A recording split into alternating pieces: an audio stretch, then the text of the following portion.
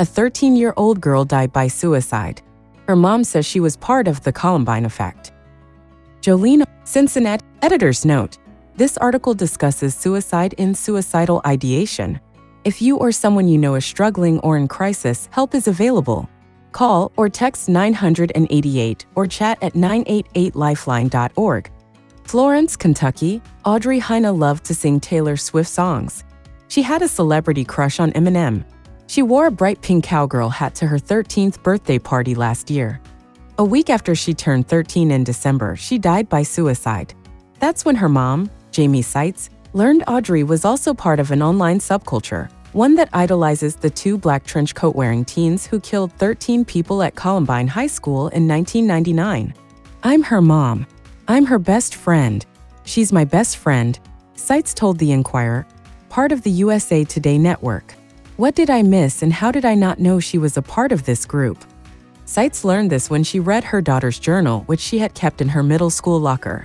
Among pages of writing about her fascination with the Columbine shooters, she wrote about her deteriorating mental health and bullying. "I'm so sick of this, I don't even fight back anymore. I just accept it," the 7th grader wrote in the fall of 2024. Her feelings of being outcast and picked on led her to a subculture known as the true crime community, where she believed a lie about the two shooters who launched the modern online age of school shootings, her journal revealed. This teen tried hiding his autism. His parents think it drove him to suicide. What is the Columbine effect? Columbine expert Dave Cullen has addressed the subculture, known as TCC or TCC Online. In a recent article he wrote for The Atlantic, he said TCC followers are taken in by the myth that the Columbine shooters were misfit teens who took revenge on their bullies. The TCC twists the story to recast the murderers as victims and the dead, wounded, and traumatized as villains, he wrote. But the killers never mentioned it in the huge trove of journals, online posts, and videos they left to explain themselves. At least 50 mass shooters over the past 25 years have been inspired or influenced by Columbine. Hundreds have been killed or wounded as a result, he wrote. Cullen calls that influence the Columbine effect. Seitz became aware of the extent of that subculture about 2 weeks after her daughter died. That's when 2 people were killed and 6 injured during a school shooting in Madison, Wisconsin.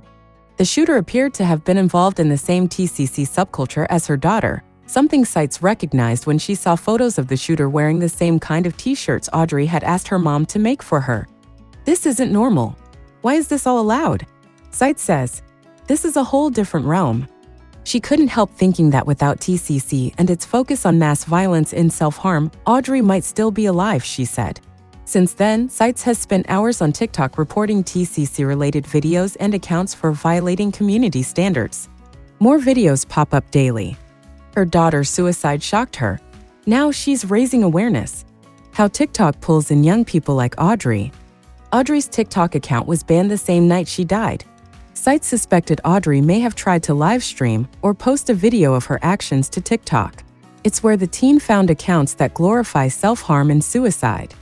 Researcher Lisa Dittmer of Amnesty Tech told the Inquirer that TikTok's algorithm prioritizes and amplifies videos that show young people posting about their mental health issues. This can include teens crying, contemplating self-harm, and even harming themselves or others. She co-authored a 2023 study to prove it. During the study, dozens of accounts were created to mimic a 13-year-old's TikTok profile. Some of the accounts were run by artificial intelligence. Others were run by researchers. Any TikTok videos tagged with mental health terms were watched twice. In our investigation on TikTok, we found that within 20 minutes, 50% of the content was all about depression, sadness, pain, and suicide, Dittmer says.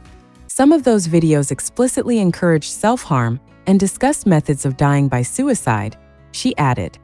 Some countries have taken note of the harmful effects of TikTok and other social media websites. In the European Union, a law called the Digital Services Act went into effect last summer. It requires companies with digital operations to take more responsibility for what is posted to websites in social media. According to The Guardian, the law forces the companies to be legally accountable for everything from fake news to manipulation of shoppers, Russian propaganda, and criminal activity, including child abuse. One part of the new law prohibits the companies from targeting children with advertising based on cookies or personal data. It also requires social media companies to increase privacy and safety for minors and reduce safety risks to children. That's the kind of change Sites wants to see in the United States, more accountability from social media companies. Feeding off each other. Sites was devastated to learn from police that the teens Audrey was talking to online, fellow TCC followers, knew she planned to die by suicide and did nothing to discourage her. According to a report from the Florence Police Department, Audrey's interest in TCC and chats with other teens were found after a digital scan of the teen's phone when she died. Sites said that's around the time Audrey's Aunt Chastity Wiseman insisted on asking the FBI to investigate. The FBI did not answer emailed questions from the Inquirer, but confirmed the agency had been in contact with the Sites family.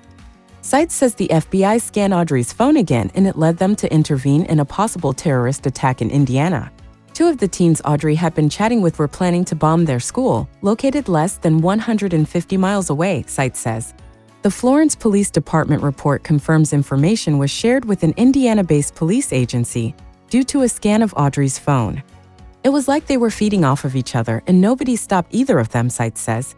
Sites can't know whether Audrey knew that threat was credible, but she also can't imagine Audrey would ever hurt anyone.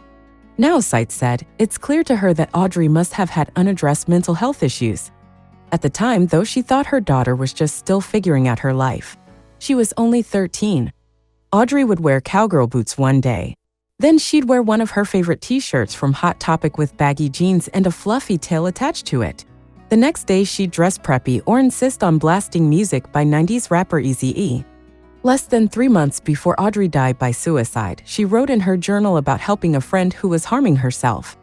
I obviously told someone, which was horrifying actually, and I'm hoping she gets better, Audrey wrote about her friend.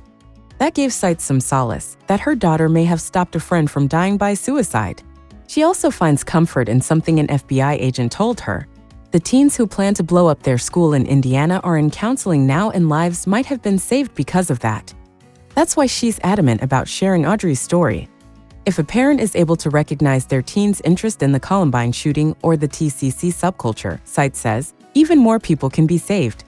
Suicide Lifeline. If you or someone you know may be struggling with suicidal thoughts, you can call the U.S. National Suicide Prevention Lifeline at 988 anytime, day or night, or chat online. Crisis Text Line provides free, 24/7, confidential support via text message to people in crisis when they text HOME to 741741. Dating